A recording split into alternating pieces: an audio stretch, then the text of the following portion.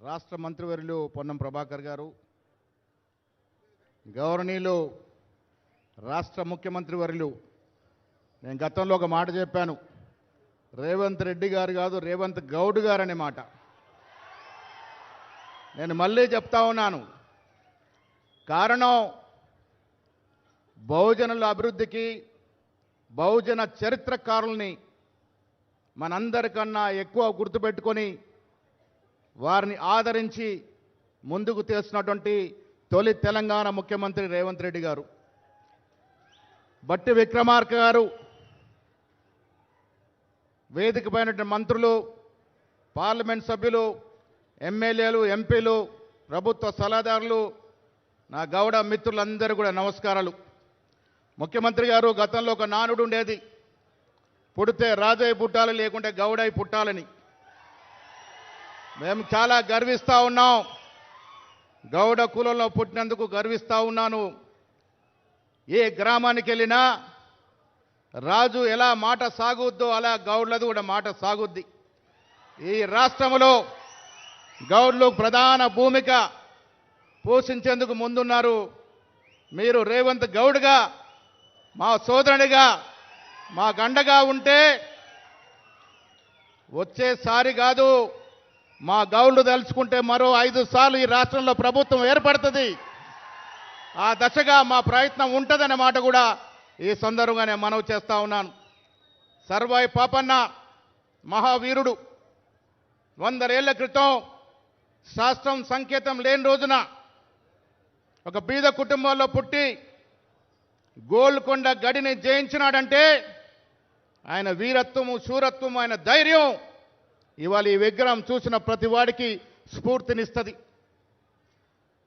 పక్కన రాజీవ్ గాంధీ గారు, అటు పక్కన అంబేద్కర్ గారు, ఆ పక్కన నిన్నగాక మొన్న జ్యోతిరావు పూలే గారిని, ఇవాళ సర్వాయి పాపన్న గారిని, ఇవన్నీ కూడా రాష్ట్ర ముఖ్యమంత్రి రేవంత్ గౌడ్ గారి యొక్క కృషి వల్ల వచ్చిందనే మాట నేను మళ్ళీ మళ్ళీ చెప్తా ఉన్నాను. పొన్నం ప్రభాకర్ గారు, నేను, పెద్దలు శ్రీనివాస్ గౌడ్ గారు, మాజీ మంత్రులు అందరం కూడా ట్యాంక్ బండ్ అవతల మేము స్థలం చూస్తే ఒకరోజు రేవంత్ రెడ్డి గారు మమ్మల్ని పిలిచి, సెక్రటరియట్కి వచ్చిన ప్రతివాడు, హైదరాబాద్కు వచ్చిన ప్రతివాడు సర్వాయి పాపను దర్శనం చేసుకోవాలంటే ఈ స్థలంలో పెట్టండి అని. ఇప్పుడు పెట్టిన స్థలం రాష్ట్ర ముఖ్యమంత్రి రేవంత్ రెడ్డి గారు చూపించిన స్థలం. హైదరాబాద్కు వచ్చే ప్రతి వారికి సర్వాయి పాపను చూసే అవకాశం వస్తుంది, స్ఫూర్తి పొందే అవకాశం వస్తుంది. ఇలా విగ్రహాలు పెట్టుకుంటామంటే ప్రతి సంవత్సరం దండలేయడానికి కాదు, సర్వాయి పాపను చూసిన ప్రతిసారి మనలో ఉన్నటువంటి ధైర్యము, శైర్యము, వీరత్వము ముందుకు వస్తుందనే మాట ఈ సందర్భంగా మనవి చేస్తా ఉన్నాను. ముఖ్యమంత్రి గారికి విన్నపం, గౌడ జాతి పెద్ద సంఖ్యలో ఉంది. కళ్ళు వృత్తి, మీరైతే విస్కీ బ్రాండీ తాగరు. ముఖ్యమంత్రి గారు మీరైతే విస్కీ బ్రాండీ తాగరు. కళ్ళు తాగండి, కళ్ళు రుచి చూడండి. కళ్ళు అంటే అమృతం.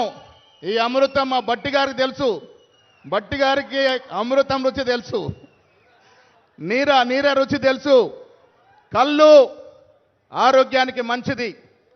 కళ్ళు వృత్తి కొద్ది ఇబ్బందుల్లో ఉంది. ఒక కన్ను చూడాల్సిన అవసరం ఉంది. వల్ల గ్రామాల్లో కళ్ళు వృత్తి మీద ఆధారపడిన వ్యక్తులు జనం లక్షల్లో ఉన్నారు. ఈ వృత్తిని కాపాడాల్సిన బాధ్యత ఎవరిది? ముఖ్యమంత్రి గారిదే. చిన్న చిత్కర సమస్యలు ఉంటాయి, శస్త్రసఖ్యత పెరిగింది, చదువు వైపు మా మిత్రుడు పొన్నం గారు చెప్పినట్టుగా చదువు వైపు మళ్ళాల్సినప్పటికీ కూడా కుల వృత్తులు నశించిపోకుండా ఉండాల్సిన బాధ్యత ఉంది. కాబట్టి కళ్ళు వృత్తిని రక్షించుకోవాలి, దాన్ని ప్రోత్సహించాలి, సరిపడా నిధులు ఇవ్వండి, కళ్ళు వృత్తిని ప్రోత్సహించాల్సిందిగా నేను ముఖ్యమంత్రి గారిని కోరుతూ, అదేవిధంగా బట్టి విక్రమార్క కోరుతూ, కళ్ళు శాశ్వతం అనే మాట, ఈ ప్రపంచం ఉన్నంత వరకు కళ్ళు శాశ్వతంగా ఉంటుంది, దాన్ని రక్షించుకోవాల్సిందిగా మనందరం కూడా ముఖ్యమంత్రి విజ్ఞప్తి చేస్తూ, మరొక్కసారి సర్వాయి పాప లాంటి మహానుభావుడి యొక్క అంత గొప్ప విగ్రహం హైదరాబాద్లో పెట్టినారంటే కాంగ్రెస్ ప్రభుత్వానికి, రాష్ట్ర ముఖ్యమంత్రికి ధన్యవాదములు. పోయిన ప్రభుత్వం ఏ బహుజనుడిని గుర్తు చేయలే, ఏ దళితుని విగ్రహం పెట్టలే, అంబేద్కర్ కూడా విగ్రహాన్ని పూలమాల లేలే, అతి కష్టం మీద విగ్రహం పెట్టినారు. అంబేద్కర్ పేరుని సెక్రటరియట్కు పెట్టుకున్నాం. ప్రగతి భవన్ పేరుని జ్యోతిబా ఫులే పేరుగా పెట్టుకున్నాం.